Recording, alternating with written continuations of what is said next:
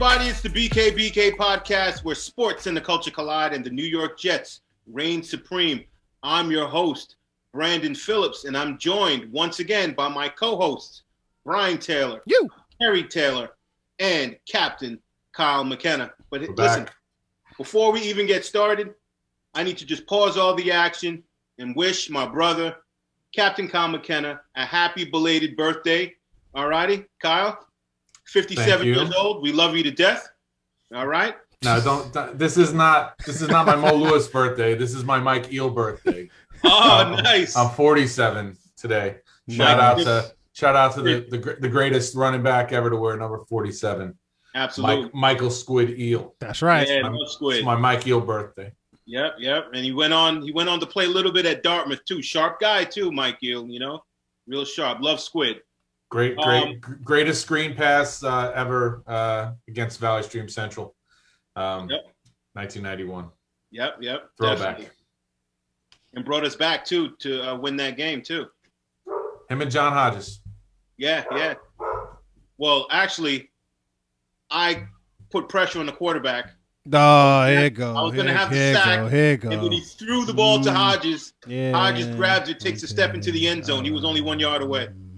In modern analytics, you'd get the pressure, the QB pressure stat. I would. Is that the hockey assist too? That's going to come up later on in the show when we start talking about free agents. So absolutely, that pressure statistic. So I'll plant that there. That's cool. And listen, since we're talking about free agency and all of that, us at the BKBK Podcast, we need to put on our GM hats, okay? All righty, because we're going to be bosses. All right, we're going to make selections here. As a matter of fact, the title of our show is Now What You Want to Do. Want to be ballers, shot callers, brawlers. We'll be dipping in the kick with the spoilers. On the low from the Jake and the Taurus. We could do this all day. All day, you know what I mean? I don't think I ever had a car with a spoiler.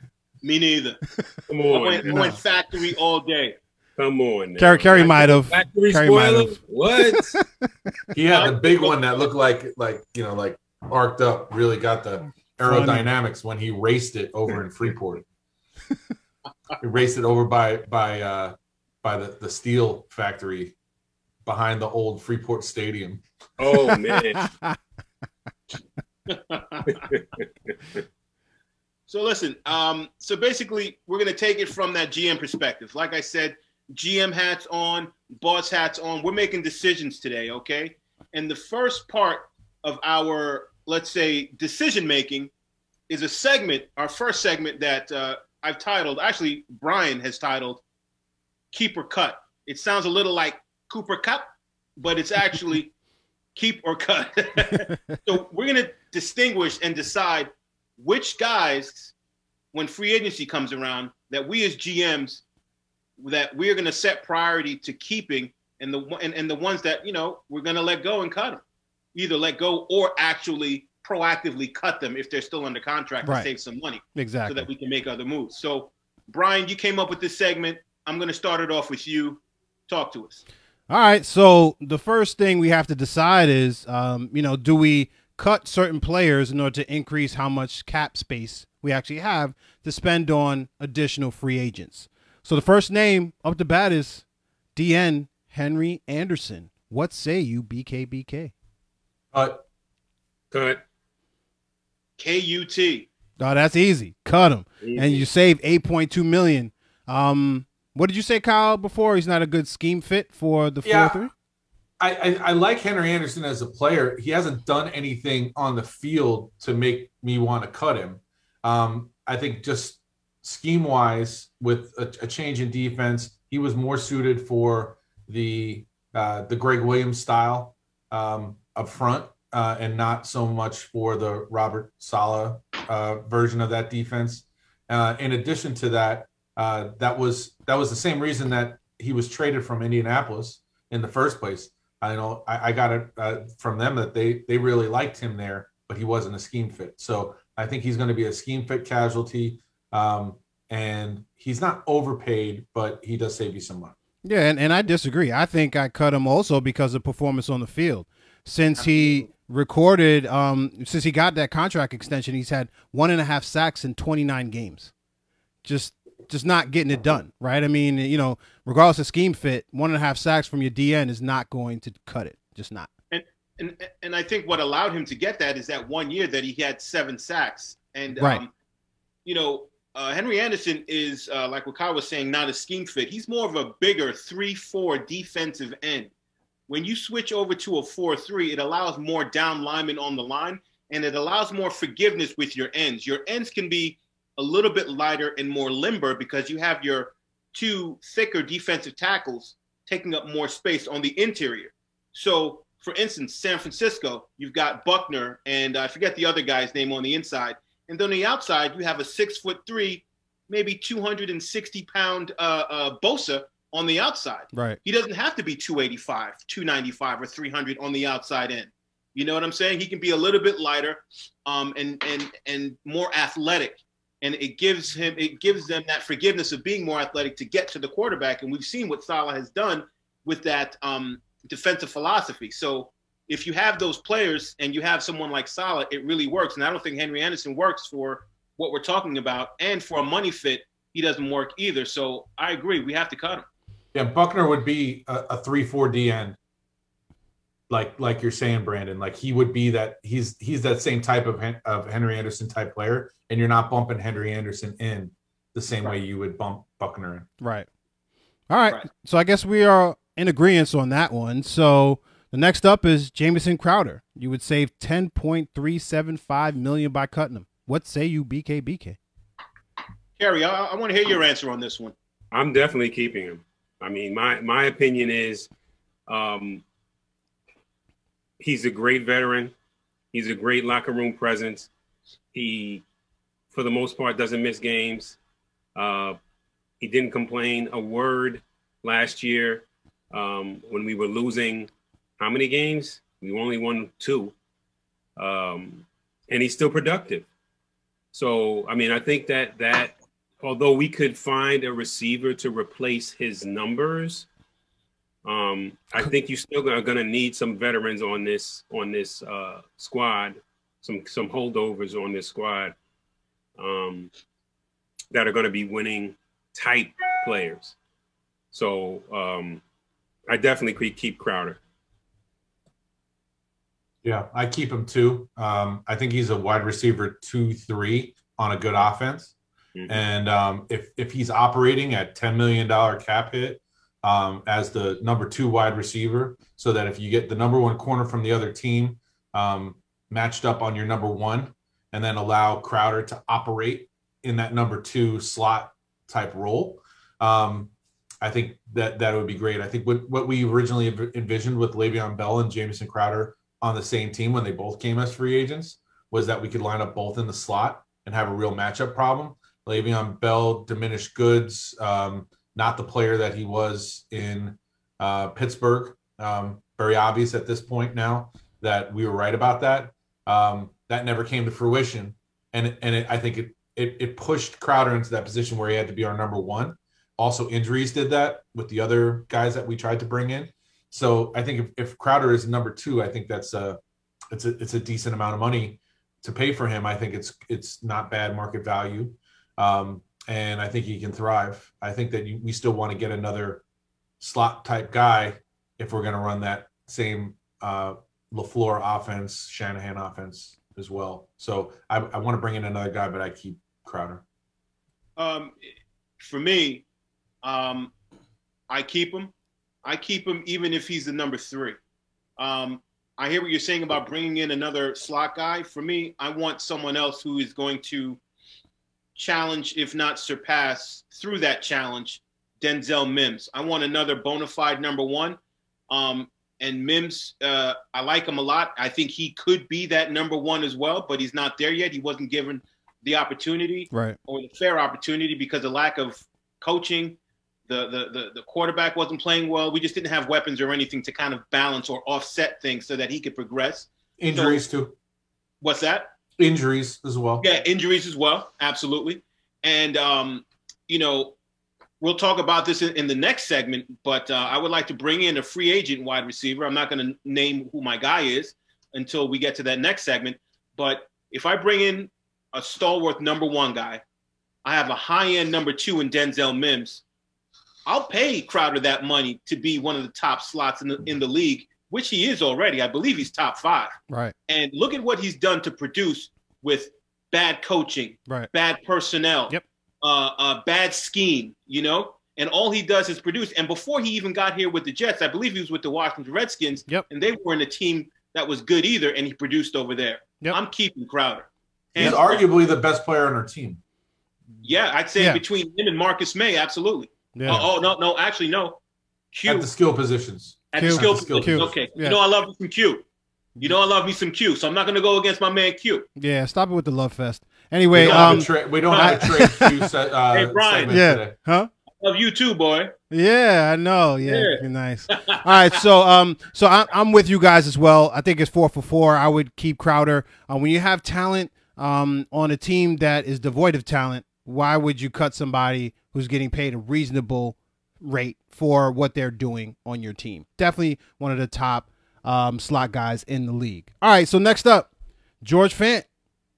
And that's why you get paid well, right? Like you produce, you get paid well. Yeah. That's all. Oh, absolutely. It's like cause and effect to me. But anyway, go ahead. So next up we got George Fant, offensive tackle. We would save $7.35 million by cutting him.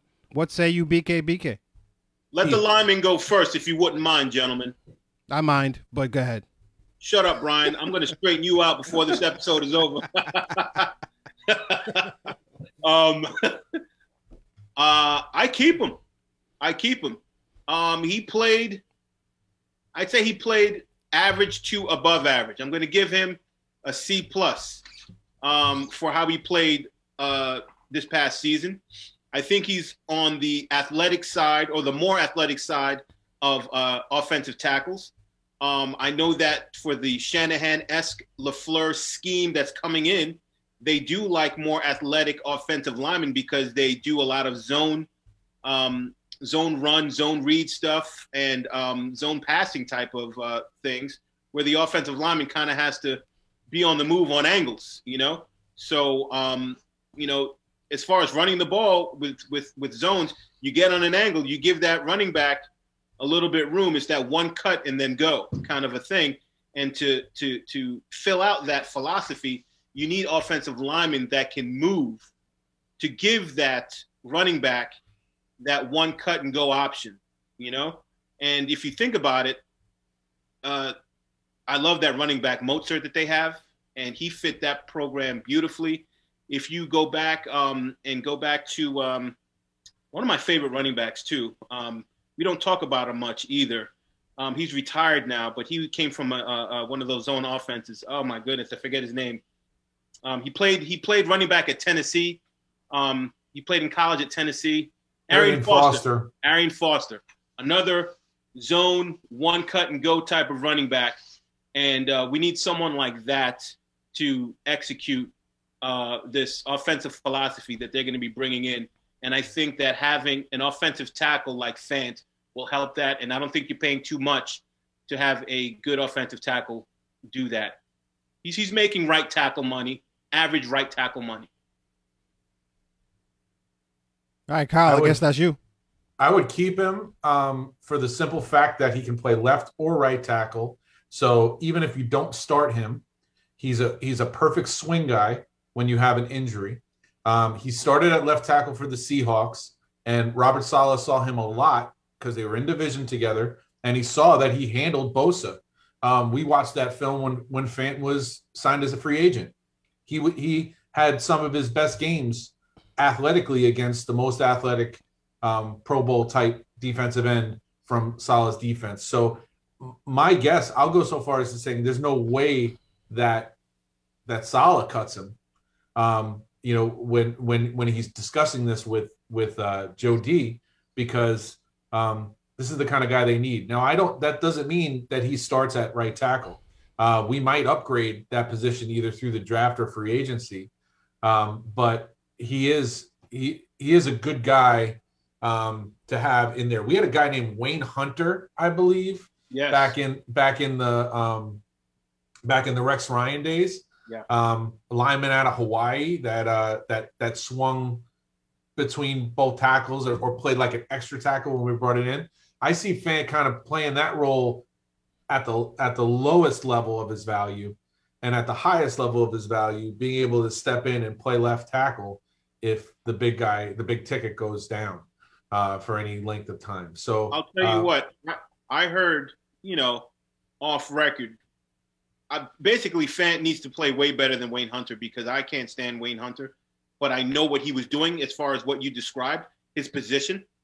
But he's the type that you want in an alley fight, but not the type that you want out there starting for you at any point, because he was terrible.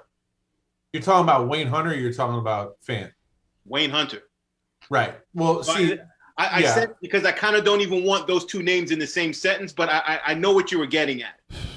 Gosh, you linemen are long-winded, by the way. But go ahead. I'm also going back to the days in which we were good.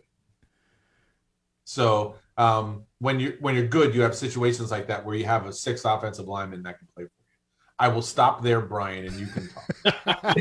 I'm not even next. I'm on to Kerry. Sheesh. Right. Yeah. So yeah, I'm not as high on Fant as you guys are.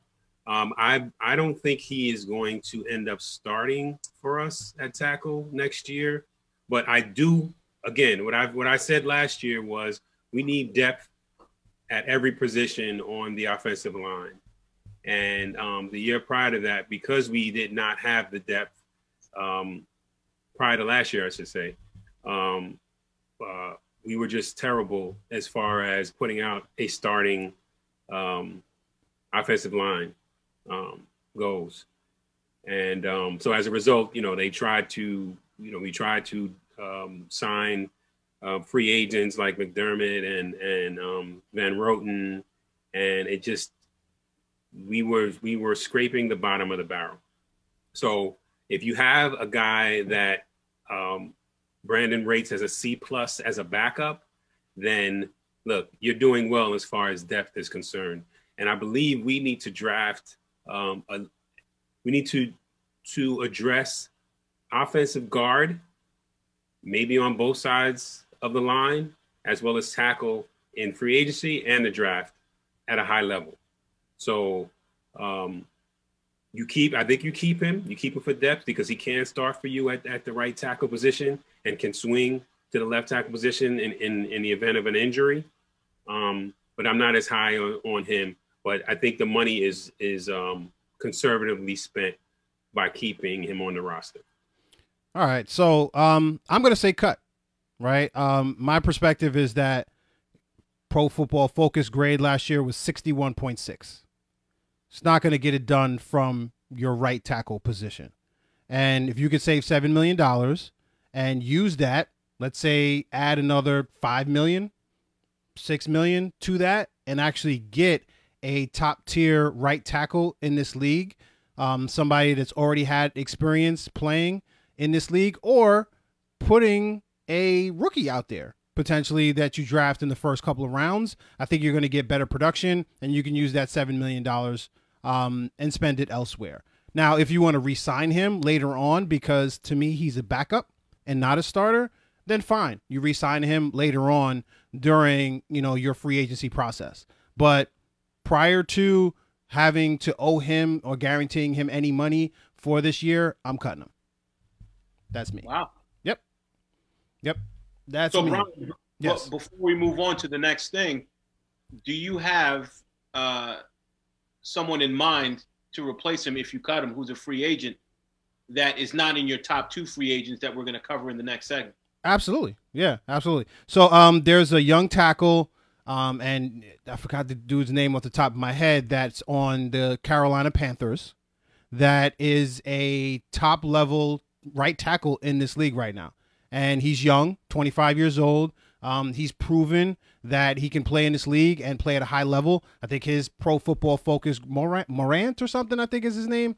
But again, his score is in the 80s, right? And he's a young tackle. You're going to pay him right tackle money. And if I could pay him, save $7 million by cutting Fant, and then pay him an additional $6 million, so net I'm paying an additional $6 million for a top tier right tackle in this league, why wouldn't I do that? Okay. Yeah. So. Okay. I'm looking at it a little bit differently, but we can talk about that as we advance. Absolutely. All right. So next up, we have offensive guard Alex Lewis, which we would say $5.191 million by cutting. What say you, BKBK? Look at Kerry. Look at Kerry. My ex fills the box. Do it again, Kerry, because do it again because I'm thinking Kerry was on you. He didn't even play for us. You know. So I guess that's cut. I think Elfline, is that how you pronounce his last name? Elfline? Yes. I think he played well enough to be there, even if Alex Lewis would have come back from being on the COVID list or the injured reserve list, whatever list he was on. Doesn't matter because he just wasn't there. It was a behavior list because he didn't get along with Gase. He tried to flip on him. Yeah. And Gase sat him. Yeah. You know. So, yeah, my position would be to cut him and re-sign Elfline somehow as a backup or to play alongside Becton if we whiff on the guys that we really want at guard. Okay. And I'm not gonna say who because it might interfere with our next segment. All right, Brian, I believe the tackle you were talking about is Taylor Moton. Moton, yes. Moton. Yeah, that's right. He's going to be a free agent, so Yep. That might be an upgrade. I don't know how much more that's going to be than Fant. But getting back to the Alex Lewis question, I definitely cut Alex Lewis. We're looking to upgrade at that position, and Alex Lewis was not thought of as a starter to begin with. And I know that there's lots of people on this podcast that would like to see more Cam Clark, and possibly getting him ready or groomed. But I think that we should be bringing in starter quality guys, not backup quality guys, and then inserting them as starters. So I'm letting Alex Lewis walk. Yeah, I'm going to let Alex Lewis walk as well. It just didn't work out, you know. I think he is a higher quality backup, but for the money that he's making right now, I got to cut him. And you know, I've got some people in mind to fill the guard position that we'll talk about in the next segment, because as we saw last season, most of the pressure that was happening came right up the middle. And both of our guards, between Alex Lewis, and I feel like Van Roten played even worse than Lewis.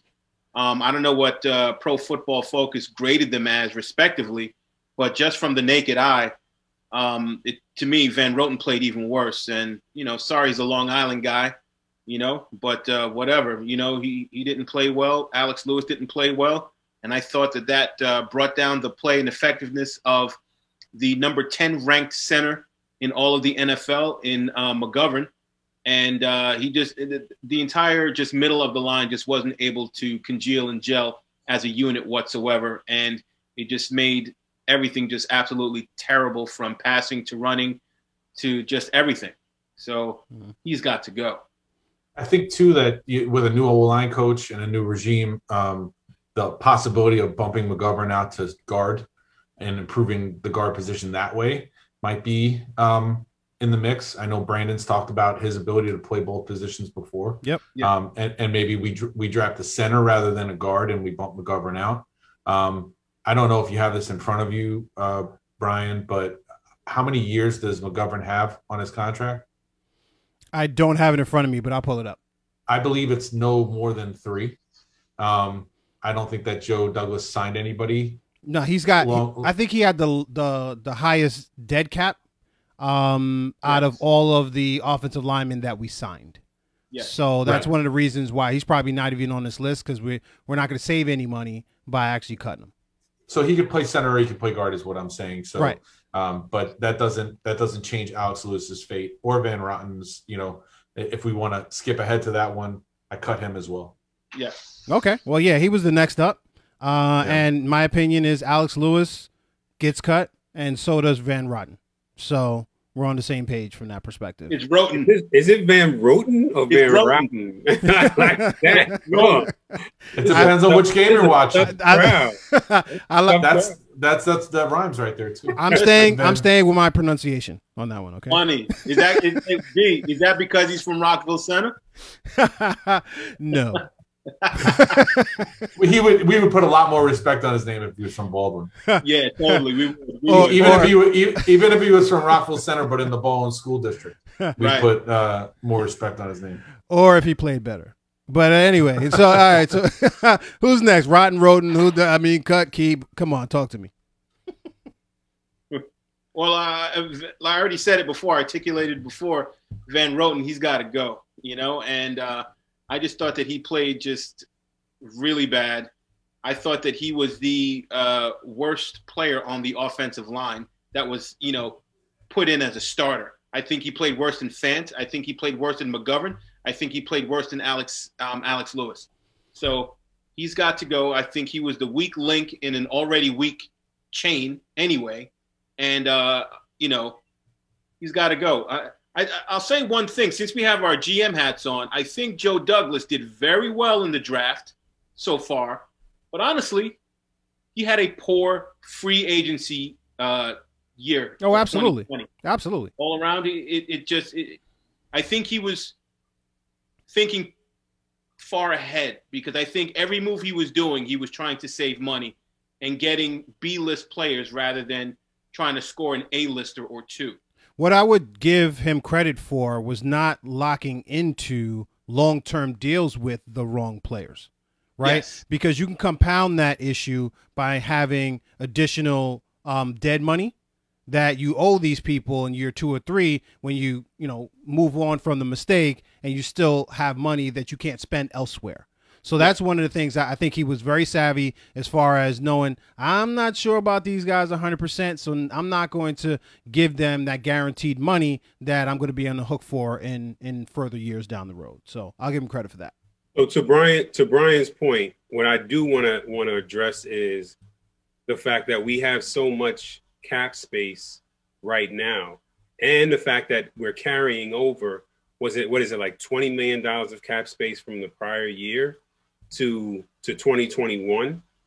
So I think when you look at the cap space situation, you have to look at it from a aggregate of years and an aggregate of what type of program that you're trying to build.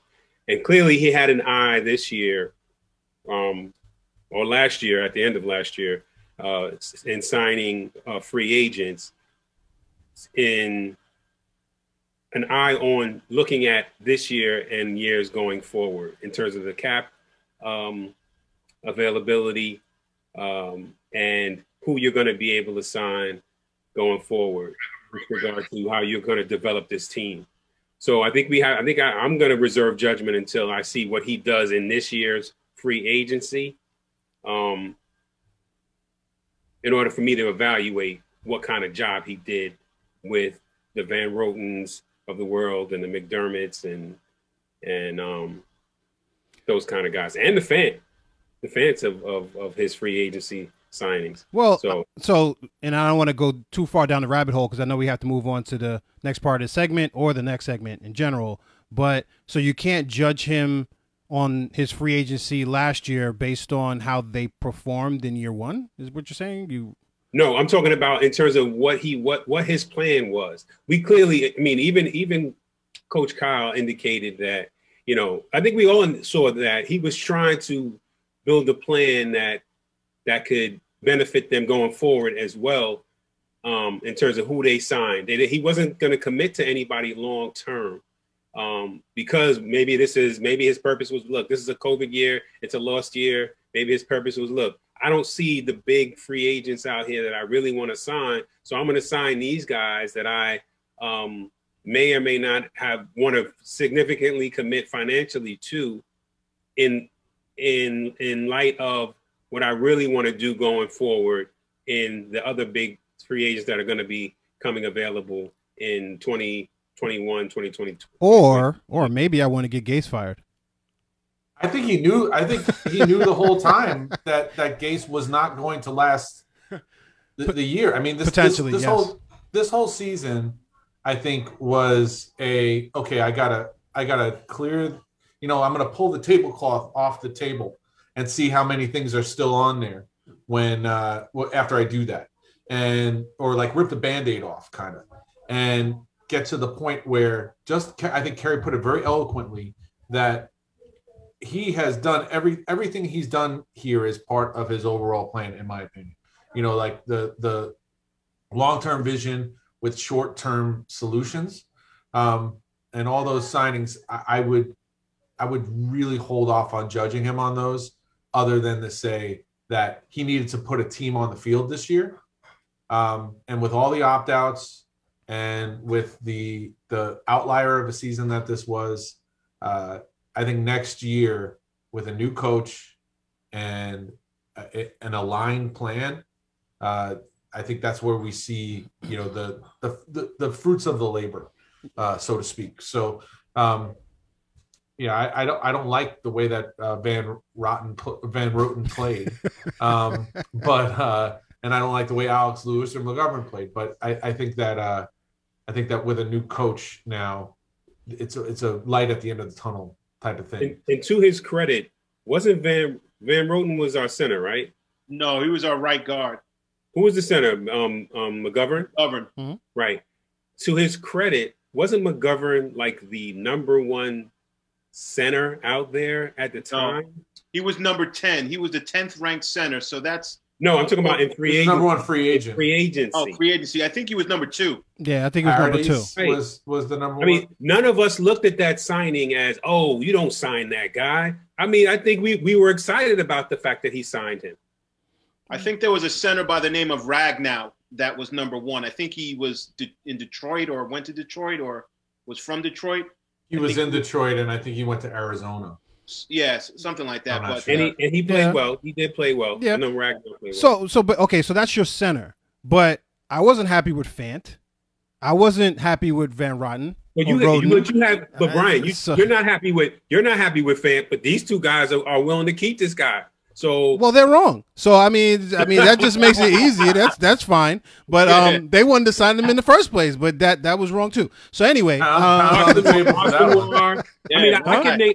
can name a few guys too that I wasn't happy with. Arsenoir, and we never saw the field. Right, he was hurt. Mm-hmm. Right, so I mean, but who else on the defensive side of the ball we weren't happy with that he signed? But listen, right? This is what I would say. The one thing that we can't really judge is who said no, right? Who did he go after? And they just flat out said no. And there were situations where the top guards were taken off the table because they were franchise tagged as well, right? So those are the things that you can't really kind of box a GM in the corner as far as options that you have at that point in time. Right. But I can't say that Douglas is in his room thinking about the end of the 2020 season and saying, you know what, I'm happy with how things went from a free agency standpoint. And I remember him being on the radio talking to that as much, talking about Robbie Anderson too. So I think if he's judging, and if I'm judging his performance as far as free agency was concerned in 2020, I would say it was a failure, right? That doesn't mean that long term. Again, I think long term, he still set himself up with, I made decisions, but I'm not going to, be beholden to long-term contracts for these guys. So that's the silver lining to it. But I hear what you're saying, B. Right? It's basically saying like it's something that he cannot. It's not like he can't recover from this. Like he can recover from this, like as soon as this upcoming season. Right. With the way that he has. How he formulated these contracts, you know? So in that sense, it was smart. But in the other sense, it was like you could have gotten better players. You know what I'm saying? Yeah. My franchise quarterback that I called him last year got smoked, right? Yes. So he had no time in order to throw the football. We had no running game for the majority of the season. An offensive line that didn't gel at all. We had no weapons on the outside that were consistent, that were healthy. Right. I mean, so there was a lot of things that he could say, you know what, I didn't do a great job at that. But you know what? Yeah. Oh, well, it's done. And now I have money to spend this year. And I feel good about that. Exactly. He can do this. We had Le'Veon Bell, right? Who he didn't sign. Well. He didn't sign. I know, but that's my point. That's my point. He didn't do any better in Kansas City. Cutting him was a good move. Yeah, of course it was. So cutting him was a good move. What else do we have on trading Jamal? Trading Jamal was a good move too. Excellent move. You know, he got picks. Excellent. So he also did the right thing by some guys that weren't going to last too. True. And I know this isn't a business in which you're always going to have to do the right thing by everybody. It is a business, but like McClendon, you know, he went and got a ring. Right. You know, so hopefully that type of thing translates into free agents wanting to come play here. And I don't know if the Jamal Adams thing will do that, but I think that Jamal Adams has proven that he's gonna have some sort of drama around him no matter where he is.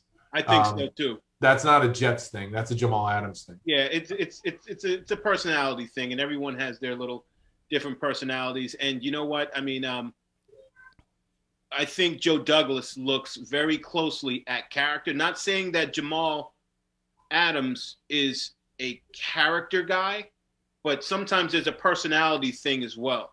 And I think that stuff will follow his type of personality that he's like projecting out. But I wouldn't say that he has character issues. I've never heard him in trouble with the law or this and that or anything like that, which is a good thing. But also, it's a little deeper than that for a locker room to gel. You know, it's hard for him to make an argument that he's not amigo. Right. Exactly. That at this point in time, like I think he could have at a certain point when he was on the Jets and he was kind of carrying the team on his back. But as soon as he went south with that and made himself a heel, then he kind of lost that ability to say he's not a me guy.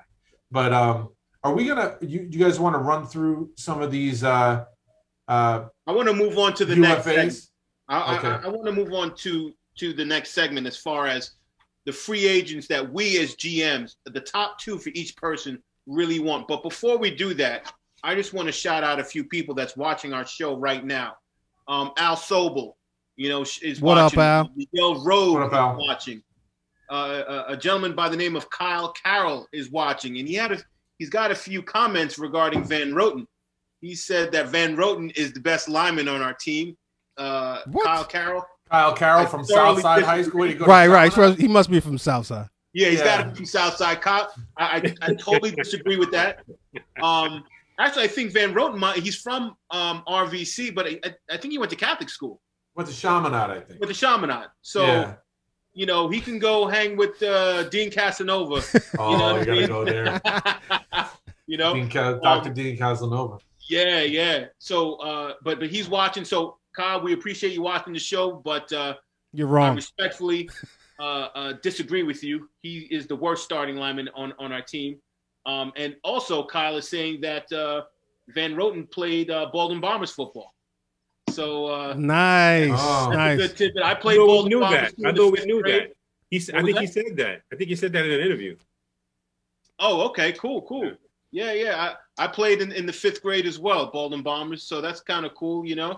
So listen, man. No Baldwin Bombers for me. Don Gormson was a big Baldwin Bombers guy. Yeah, I only played 1 year, but it's so funny that like sometimes it's like you know what I mean? So that's kind of awesome.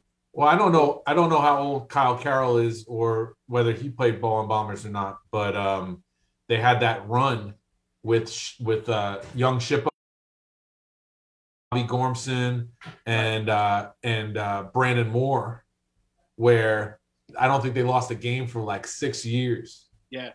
They Baldwin just Bombers dominated. had a lot of RVC guys, Baldwin, of course, and a lot of Freeport guys. I remember playing with a lot of Freeport guys.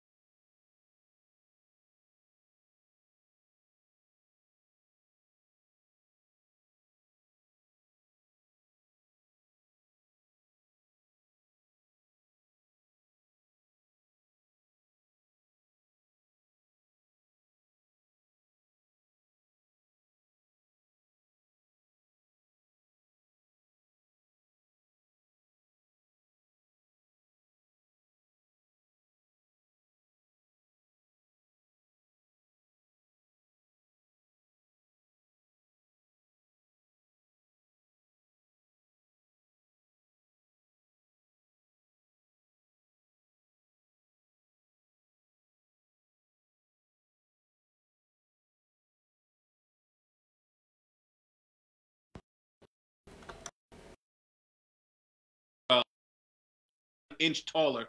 He's about 6'4" and a little bit heavier as well. He's a huge red zone threat. I would take either one of those two over Godwin, even though I highly respect Godwin.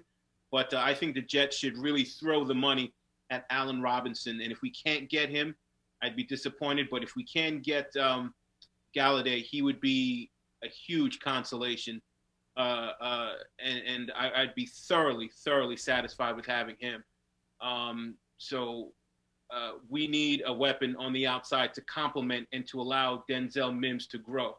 And I think if there was another weapon on that other outside to take away, I think we would just see Mims basically, if he stays healthy, he would have a 1,000-yard season if we have somebody back there capable of throwing the ball with good protection. And speaking of protection, Galladay is only about 24 years old, right? No, I think Galladay is 27. He is? Okay, because you didn't hear about him until about 3 years ago. So, right. Yeah, but those 3 years were highly productive, except for this year where he got hurt. And he had like only 336 yards, I believe. I'm going off the top of my head, and maybe 27 catches or 27 to 30 catches, which still makes out to be a good average per clip. And I don't remember how many touchdowns he had, but I think it might have been 4. Feel free to look it up to kind of vet me on that. I'm just going off of pure memory. But he still had he was going to have a good season on a terrible Detroit team until he got hurt. I think one season he had only 65 catches, about 1,100 yards, and like 8 touchdowns or something like that too. The guy's a player. He's a baller. But still, I still want Allen Robinson before him, but it's 1 and 1A. And I'm going to keep it on the offensive side of the ball. Brian likes Brandon Scherf. I like him too. I like him a lot. But I want Thuney. I think Thuney, he's the guard for the Patriots. He's a high-end guard. He's a year younger than Scherf. He is healthier. I'm not saying that Scherf is unhealthy, but basically the kid hasn't sustained an injury yet. He hasn't missed any time, and he gets the least amount of penalties out of any guard in the NFL. So when you put all those things together, and also his blocking acumen, passing and running, the kid is a beast. And from what I've read, he would be about $1 million to $2 million per year cheaper. So if I can get Thuney a little cheaper, because, all this money, it adds up, If I can get Thuney and I can get Allen Robinson, man, I'm ecstatic. So I'm not against Brandon Scherf at all. I hear where Brian's coming from, but you already heard the reasons why I would pick Thuney over Scherf. Did Thuney, Tunney or Thuney, I don't know what the pronunciation is. Did he get franchised last year by the Patriots? He did. Yes. So how much money did he make under a franchise tag? It was. I think the going rate for the top 5 offensive guards is about 12 million. I think it was like 14 million. Yeah, 14.5, I think maybe. Yeah. So from that, wouldn't we expect that he would want more than that or somewhere around that per year? He would probably want a little more and around that, but it's really about the guaranteed money and the length of the contract, right? For security, right? Yeah. And I also heard that Scherf will be even a little bit more expensive than that. So that's how I'm looking at it. But listen, I take Scherf in a heartbeat. You kidding me? You know what I'm saying? But if I can save a little money and still get the same amount of effectiveness, that's really what I'm talking about. Plus, this guy hasn't missed a game, no injuries, and he doesn't get penalties. And you know what's New York Jets? All you see is this. All you see is that. So to give you perspective, and it's great call out, Kyle. So Pro Football Focus is anticipating that Thuney is going to get a 4-year, $57 million deal with $35 million guaranteed. And if you're looking at Scherf, you're looking at 4 years, $60 million with $37.5 million guaranteed. So around the same. You're talking about $3 million as far as overall compensation in the contract between the two over the 4 years. Yeah, and the guaranteed is the key thing here, because if it ain't guaranteed, it ain't happening. Right, and it's only $2.5 million So 37.5 million guaranteed, 35 million guaranteed. There's only 2.5 million difference between the two. But we're just to be real, these guys are at the age where when they get to the end of this contract, they're not going to be worth as much as they are now. So the guarantee, they're looking at it and their agents are looking at it like the guaranteed money is the real money here, because anything else is just bullcrap. Yes. Because they're never going to get it. If you're 23 and you're going into your first free agent contract or whatever, and like a Sam Darnold or something like that, you might be able to get. Well, actually, Sam Darnold's a bad example because he doesn't have a good track record. But Dak Prescott, you're looking at you might be able to cash in again at the end of that contract, but I don't think that Sheriff or Tunney will. Well, I'll jump. Well, I mean, just, and I'll give it to you. Offensive lineman. When you're looking at what was it, Trent Williams? He's looking to sign another deal, and he's 32, and these guys are 28, 29. So, again, injuries can fall on them, and they may not get there from that perspective. But we've gotten some guards later on in their careers. And Faneca is the one that I think of. Yeah, definitely. So I think we, especially at guard, less so at tackle. I think tackle, there's, you get a lot of wear and tear as a tackle. Guard, maybe not as much. And I think you could get to age 33 and still be playing at a high level. Trent Williams sat out an entire year too. Who?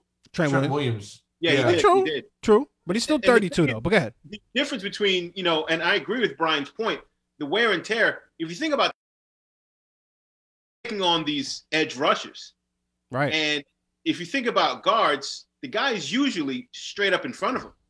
You don't have to, make up that much space to engage with that defensive tackle because he's usually right there in front of you. Right. So guards can play a little bit longer, and centers too.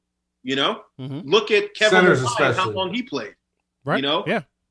Mangold played pretty long too, and he could have kept.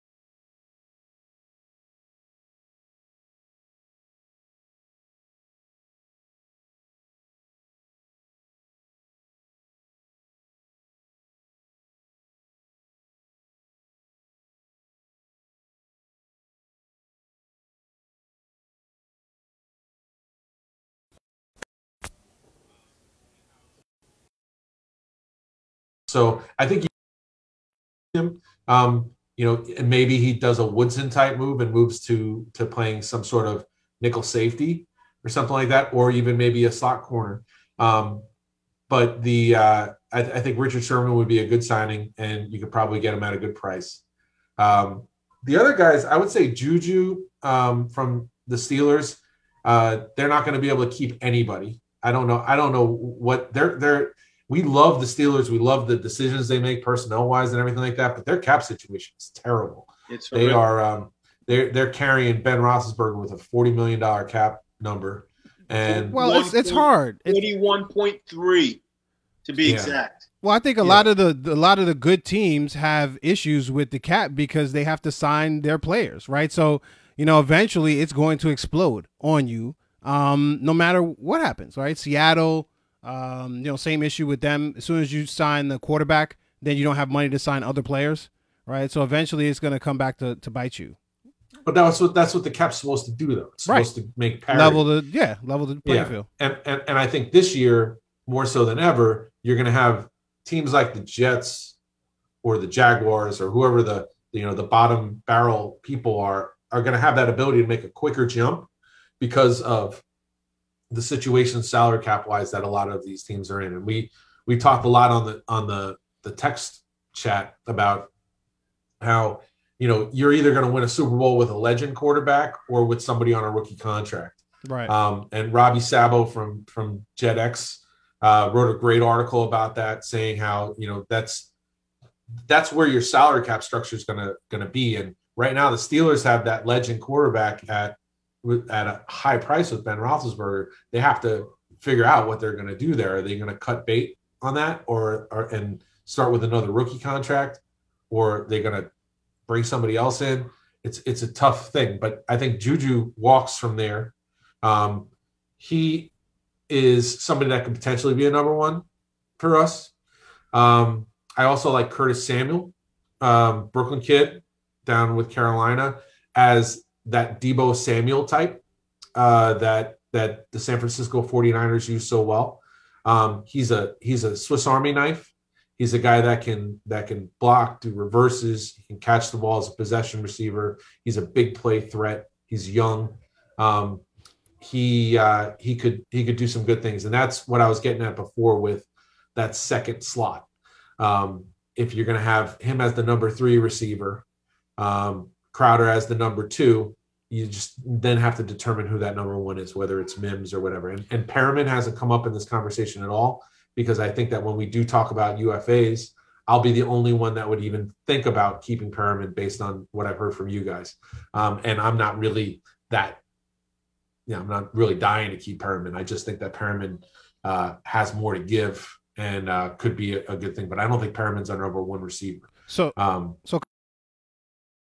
Well, at least one. Now we signed Richard Sherman and Curtis Samuel, and we're at the end of the.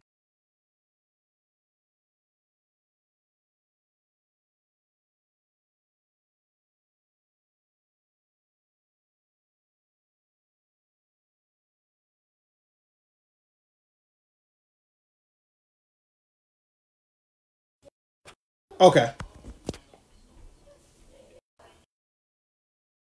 I'll did preface that before he began talking. Okay. To be really clear, everybody that you said is a higher priority to me than those guys that I just mentioned. Although I think that the ones that I'm talking about are not throw the money at them people. They're more value roster ads. So, yes, I am coming out of left field. Okay. All right, Kerry, what are your thoughts? I'm not going to have a parade if they sign. Like those guys are like day 2 signings. You know what I mean? They're not first day free agency. And you know what? I respect that. I respect that. I just my philosophy on roster building is that you're going to have stars. Everybody's going to do personnel right. It's the other that are really going to make you good or great. So that's the.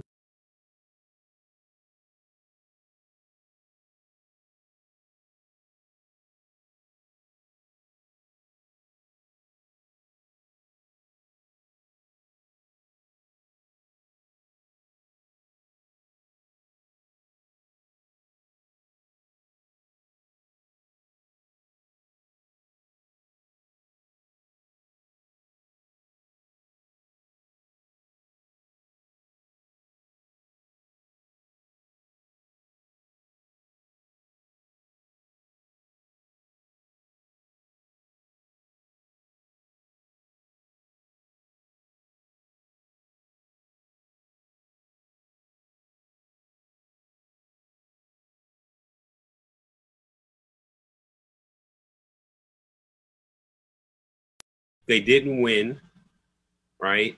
And he had a very good quarterback, and I believe it was just not throwing up numbers. I mean, Allen Robinson, for me, for my purpose, is the guy because of the fact that it didn't matter who was throwing him the ball, he had success. I'm not Galladay only had one really good year. You know, that's my issue with Galladay. Got a track record. Right. And he had, you know, other players that were around him. Golden Tate was there, Marvin Jones was there, you know, and he was never really the number one option. He kind of developed into some of that last year, but he wasn't the number one wide receiver on that team. So that, you know, he wasn't the guy, right? So that's the reason why. I mean, if we get him, I think okay. You know, if he ends up not being injured, I think he's definitely you know, pretty good on the outside.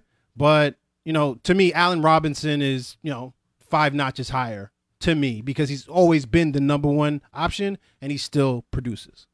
Yeah, I mean, the reason that I am high on Thuney is because I want him to play next to Becton.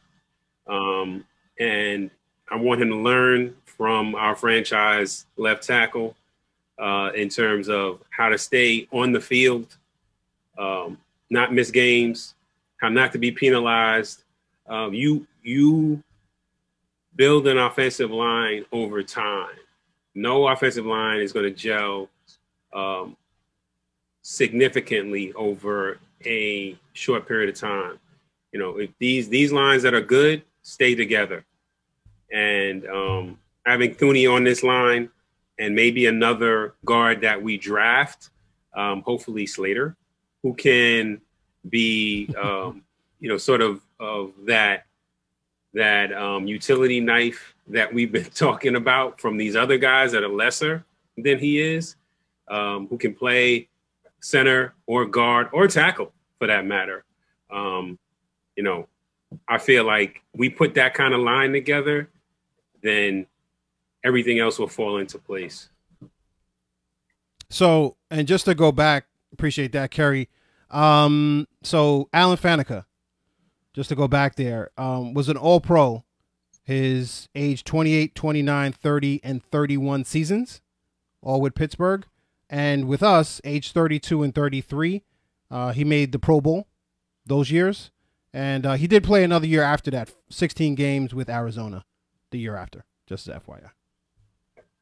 Yeah, I knew that he had gone to one more place, but it was like a one and done, right? Yeah, at that point, he didn't reach age 35, but still with the contracts that we were talking about with Thuney and with Sheriff, I mean, you're talking about that brings them to age 33.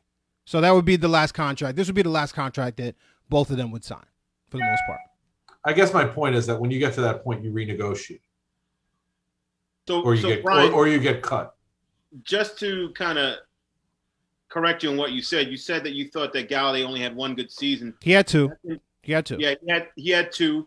70 catches for 1,063 yards, 5 touchdowns, and then the season after that, he had less catches, 65, but he had 1,190 catches and 11 touchdowns. I mean, to say that he's not a go-to receiver or number one receiver, I disagree. 70 catches in a 16-game season, a number one receiver? Yes. Yeah. I mean, to me, so he's a step above Schuster. I wouldn't sign Schuster. That's my opinion. He's had 1,000-yard seasons, but I just don't feel like he's a number one wide receiver, like your go-to guy. I need a catch. I need 7 yards. This is going to get us into the playoffs. Are you going to get those 7 yards? I'm throwing it to Allen Robinson with high confidence that he's going to come down with the football. Me too. And so his catch rate, and I think I had sent that to you previously, is much lower than you're talking about where Robinson is at. And right. that's what I mean. I mean, so if I'm going to throw in the ball, are you going to catch the ball and come down with it as long as you're running the route? That's I understand that. And the thing is, there's no competition between the two because, like I said Robinson's number one, and then I have a 1A, and 1A is Galladay. So who is your 1A, Brian? Let's just say we get priced out from getting Robinson, or he just prefers going somewhere else. Like who's your 1A? So it's Godwin. So I would he's not my 1A. He's 2. He's clearly 2 for me. Allen Robinson's 1. So number 2 would be Godwin. number three would be Galladay. Right. So that would be the order that I would put. Got you. And you would pick Galladay over Schuster. I would. Got you. Yeah. All right. So my problem with Godwin is that he's competing with Crowder. No, he's not. He could play the out. See, he's versatile. He could play inside and he could play outside. I don't think that. But my thing is that he is not a natural outside number one. Oh, he is. He's played the outside and been that guy. Yeah. With Mike Evans. Mike Evans has played on the other side. Yeah. Mike Evans on the other side. He hasn't been that number one where you have to double him. Was Mike Evans hurt one year? I don't know if when he had the yards, Mike Evans was hurt during that period of time. I could be wrong. Perriman had a lot of yards that year. You love Perriman, man. Just want to, he was on the stats. He was on the same team. It makes sense. No, I'm just joking, man. You know, I got a needle every once in a while, but it was Perriman that blew up when Mike Evans got hurt. Went down, right, and that's how he got that contract. Honestly. Well, so the Perriman situation is like this: like if you take a guy that has never been a number one, but you project him to be a number one, and then you sign him, you're in that Perriman situation, right? Like, and I think that everybody agrees that didn't kind of work out at all with us, and that there's a lot of other reasons why that might have happened, with the Jets. But he had some bad drops too. Yeah, he had a couple drops, yeah. But the bottom line is, are we all in agreement that wide receiver free agency is something? Wide receiver and guard are two things in NFL pro free agency that we need to address, because that's what it sounds like, rather than in the draft. Because I think that there is another receiver we could probably get in this draft that could help us to potentially be a number one. We need depth. So just because in free agency, none of us have talked about end rusher. Well, I think the DNs, because they tend to be just incredibly expensive. Right. I think we need to invest in the draft and get an outside rusher from the draft before looking in free agency. I want to get a guard, a veteran guard like a Scherf or a Thuney or Tooney, however you pronounce his name, or a receiver like, a Robinson or Galladay or, a Schuster or, a Godwin. You know what I'm saying? I'm not trying to pay Clowney $20 million a year. I'm not trying to do that. I don't think anybody's paying Clowney. Is. No, I think it would be Shaq Barrett or Judon. I just use him as an example. Like I got you. Yeah, But I think that the thing with free agency is free agency is much more of a plug and play than the draft is. So that if you sign Tunney to this money, he's your starting left guard. Yes. Like that, that's plug and play. The same thing with Allen Robinson. If you sign Allen Robinson, or like when we had Brandon Marshall, he was going to be your starter. But if you draft somebody, you don't know if putting them in that starting position is going to be the right thing right away. And that's more of a crapshoot. And that I'm sure we're going to talk about that in future programs when it comes to the quarterback position. Exactly. And here's another thing before we move on. I think all of you addressed your guys, right? Yep. So before we move on, I mean, listen, the way with all the news and the media gossip and everything pertaining to the Jets, we are trending towards Sam Darnold leaving, being traded, and not getting Deshaun anymore, where we were really excited to think that we were going to possibly get him. Well, we're most probably going to pick with the second pick or trade the second pick. But I think we're going to end up picking a quarterback, especially if we trade Darnold. And it's probably going to be the kid from BYU. So if it's going to be a rookie quarterback in our organization, we have to do what Kyle was just saying of having guys on our offense that are plug and play type veterans, high-end veterans, like Allen Robinson, that we really need to, throw some money at him, like Scherf or Thuney, like what Brian and I were saying, and Kerry, we really have to throw the money at him so that it just makes his job that much easier. You know, I don't care who you are as a rookie, unless you're Randy Moss. You know what I'm saying? But you're going to have some bumps in the road as a rookie, you know? So we need to make those bumps little speed bumps rather than, say, hurdles that you have to jump over. So as small as possible. So we need to get those guys in there.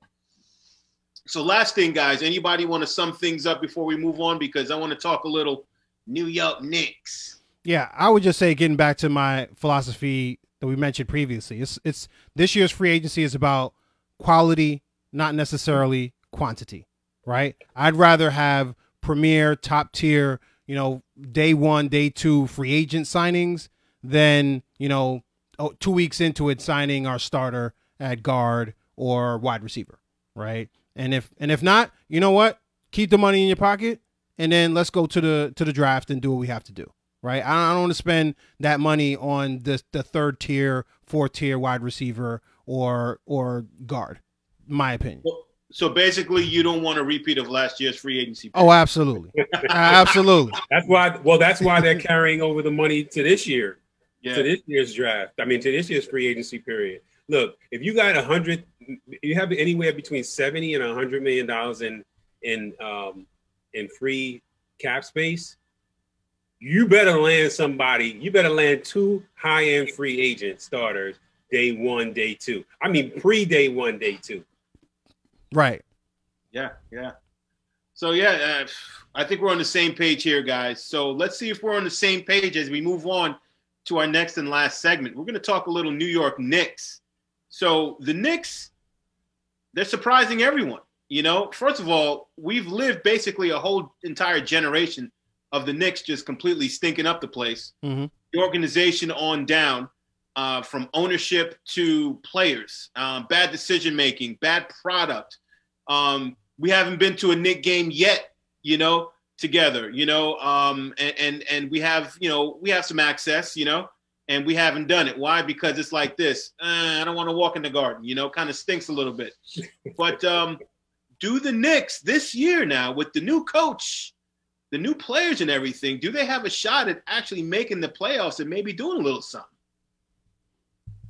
So, I mean, I'll start it off if nobody else is going to hop into that dead space. Yeah, I think we have a shot here. You know, the NBA and they restructured the playoffs as well, right?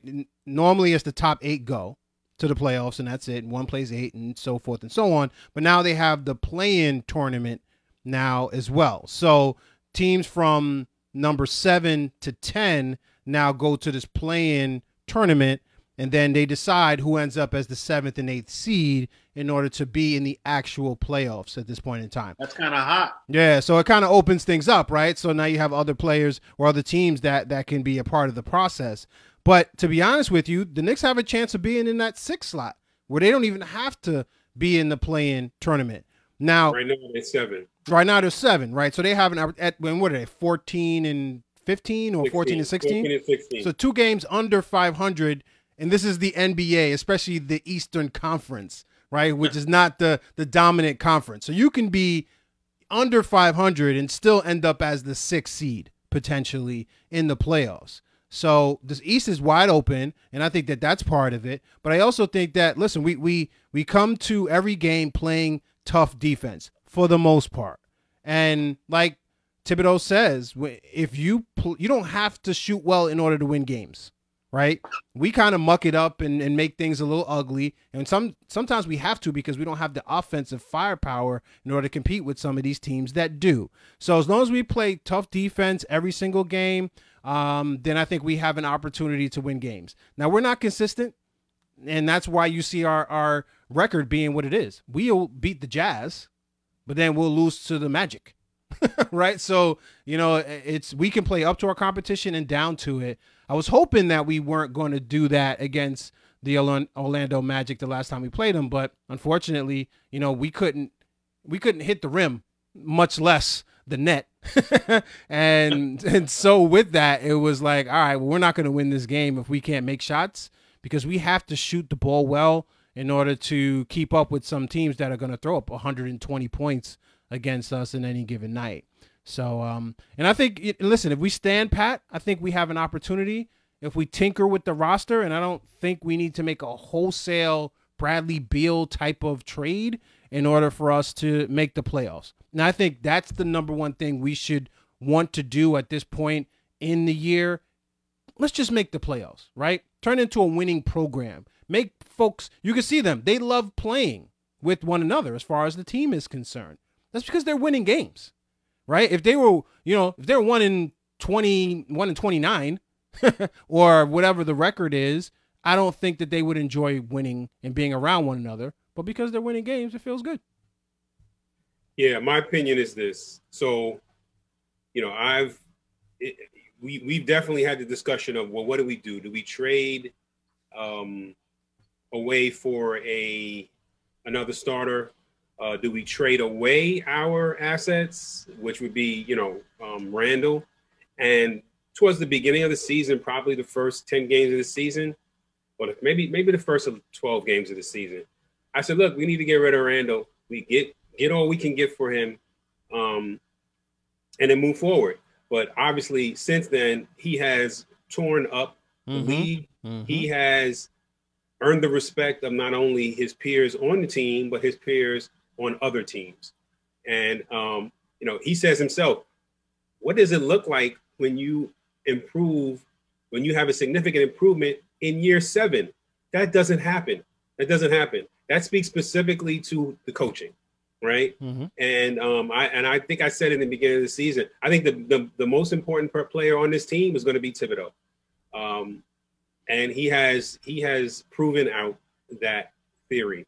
I think at this point, if we make a trade, then it has to be for the purpose, has to have a dual purpose. It's got to be for the purpose of winning now and winning later. I don't want to give up assets that is only for the purpose of winning now when we're going to give up that guy for something that we could use to acquire another asset or a player that can help us long term. So we're going to give up first round picks for, say, just for argument's sake, Drummond. And we could have used those picks for, say, a Levine or a Beal on a long-term basis. Then I say I'm not doing that, right? But if we're giving up picks that aren't going to hurt us in the long term in terms of acquiring an asset in terms of a player, then I say, hey, then go for it. Get that guy. That's going to help us make the playoffs today. Right now, we're in the driver's seat as far as the playoffs. We are in the playoffs right now. If the year were to end right now, again, this is prior to the All-Star game, then we would be in the playoffs right now. And I think we accomplished that goal by acquiring Rose for what we gave up for Rose, right? But yeah, because that was a steal. He's not going to be there long term. That was a steal. He's not going to be there long term. But we didn't give up something that's going to compromise our ability to acquire something else later. Yeah, well, I'd say a couple of things to what you mentioned. Not just Thibodeau, but also the way they put together the rest of this coaching staff, because you have Kenny Payne out there. And I think you can't miss the importance of that and his relationship with Randall and why he is able to develop to where he's at this point. The dude is out there. What I would tell you is that had totally to do with Thibodeau. Well, yeah, I mean, yeah. So I'm not okay, but I also Kenny Payne's the guy that's working him out, right? And that's the guy that he trusts. But again, it's that leadership, right? Yeah. So the leadership is at the head coaching level, and then it trickles down. I'm not talking about the upper level management. I'm talking about Thibodeau saying, look, we need to bring this guy in because of this purpose, and it's going to help him out, right? And I think I think who you mentioned, Kenny Payne, is the reason that Randall is doing as well as he did, is doing as well as he's doing, with the addition of Thibodeau saying to him, presenting a challenge to him as like, look, I need you to be the leader on this team. I need you to come in here, cut and ready day one. Mm-hmm. I don't know who told him to work on his 3-point shot, but we need to talk to that guy. Yeah, absolutely. And the shot selection. My thing with him last year was always he's taking terrible shots at terrible times in the game. for no reason. And he's not doing that now. He's averaging 9 assists a game. Yeah, he's trusting his teammates. Definitely. I think the most important thing about Randall right now is he is the most unselfish high-end player in the league currently. Right. He is a triple-double waiting to happen, not for any other reason, but the fact that he looks to make the pass when the pass is there. Right. So, I mean, there are nights where he's finishing, I think he averages 6 assists a game right now, or between 6 and 7. But there are a lot of nights where he's finishing with 8 and 9. Yeah. And just missing out on that triple-double. And he's a double-double machine. Sure. So, add that to better defensive play, add that to unquestioned leader on the team, and an overall buy-in to what Tibbs is doing. So it's like when you get the buy-in from the player to the coach, and that player is the leader of the team. I think with so many years, we had Carmelo Anthony not completely buying into whatever coach was on the other side of him. And that always was an issue. You go back to the Derrick Rose trade, and I remember the Knicks were a floundering franchise in the late 80s, early 90s when they acquired Xavier McDaniel from Supersonics. And he came in and kind of had that 1 or 2 years that he was there where they went from being a outside of the playoff team to a playoff team. And then we all know what happened in the Riley / Van Gundy 90s. He was like Charles Oakley part 2. Yeah, and Charles Oakley is another one of those guys where it's not necessarily Charles Oakley had Patrick Ewing next to him. So Patrick Ewing is a top 50 NBA guy all time. Julius Randle doesn't have a Patrick Ewing next to him. But going back to the Kenny Payne, the Kentucky connection, you got Quickly is on this team because of the intel and the knowledge that all these Kentucky people had about him when they drafted him. And I read an article the other day about the path to Quickly. And it's, there's 3 trades that involved them getting to that position to draft him. It was panned at the time as picking him too early. Yep. And that just goes to show you how the NBA draft is not like the NFL draft. It's a much different animal. Opinions differ greatly on that. But I think that you keep this roster the way that it is. If there is an opportunity to bring in somebody, do not trade away starters or assets there. I have no problem getting rid of Dennis Smith to get a Derrick Rose. Sure. Because Dennis Smith wasn't playing. He was in the G League. So that's easy. Do I trade Frank Ntilikina to get somebody? Yeah, sure.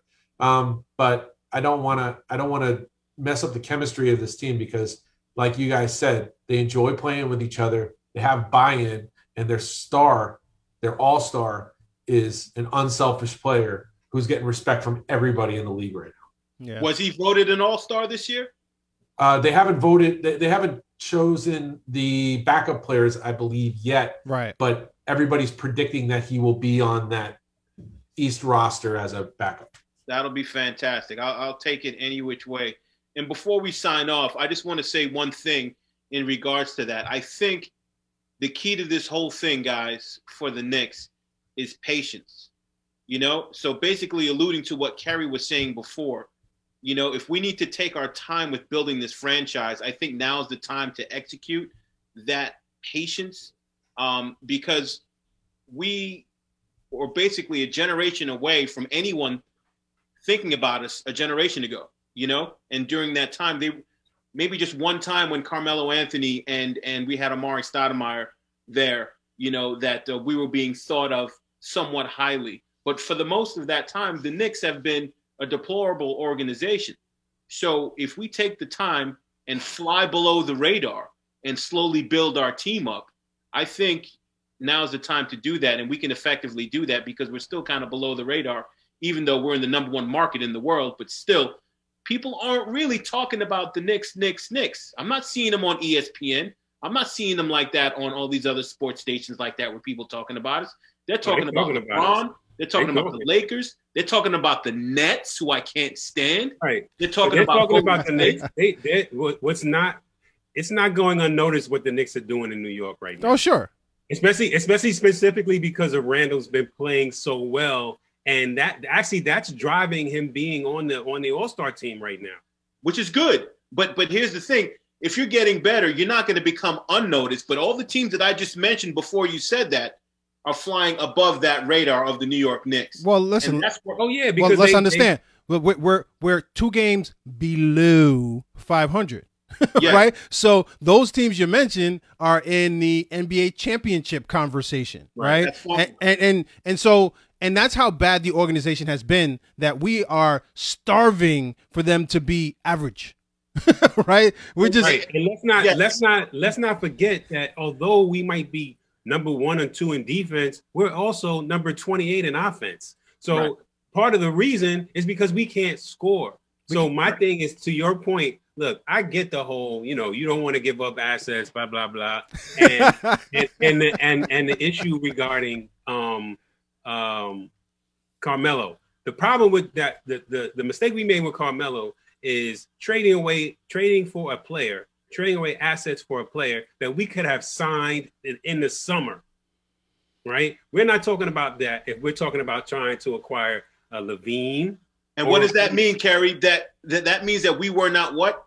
Patient, because we could have signed that in the summer. Patient is one thing. I'm talking about acquiring a player that still has time, a significant amount of time on his contract, right? That we could give up assets for, because we have 2 first-round picks from Dallas, and 2 of our own. So we could not easily, but we could definitely put a competitive package together for a player that we are going to have control over and can bring into the organization and sell our organization for the long-term haul. Yeah. So that trade with Dallas is kind of looking like the Jamal Adams trade right now. Is it? It is. There's so many similarities between the Knicks and the Jets, right? It is. But this is what I would say. And I think my only thing is make a deal that makes sense. Right. So make a deal where you could look at it and say, we won this deal. Right. We didn't give up too much. We gave up the appropriate amount of assets for what we were trading for. And that's why I like the Derrick Rose deal. Because if it was the past regime, that would have been a 1st-round pick instead of a 2nd-rounder that would have went to them. I don't mind making deals. Just let's make sure the deal makes sense and we're getting we're giving up the compensation that is equal for the assets that we're getting back. If that makes sense. You don't want to give up a 1st-round pick for Jared Jeffries? No. Wow. Right. I think going back to that, people tend to make those deals when you are in a huge media market. There's for instance, I'm looking at Philly. You know what I'm saying? And Philly is known to be just a town where you get hammered, just like New York, even more so. And maybe when they traded Carson Wentz, that was the best that they could do. But I think that deal was terrible for them. Terrible deal for them. And so it's one of those things where that's another conversation for another. That's another time. conversation, and we could talk all of that money that's owed to him. But I basically my point is, be smart about it, be patient with it, and we are positively rebuilding, and it's reflected in our record, in an all-star that we're hopefully going to produce with Randall, with the coach that we hired that changed up the team and the culture and the success of the team. And I'm happy to see them kind of graduating up a little bit. You know what I'm saying? So let's be smart, let's be patient, and let's not try to just change everything in one fell swoop, because we've done that so many times. Right. So much so that I stopped watching the Knicks for a while, because I'm just like, I can't take it.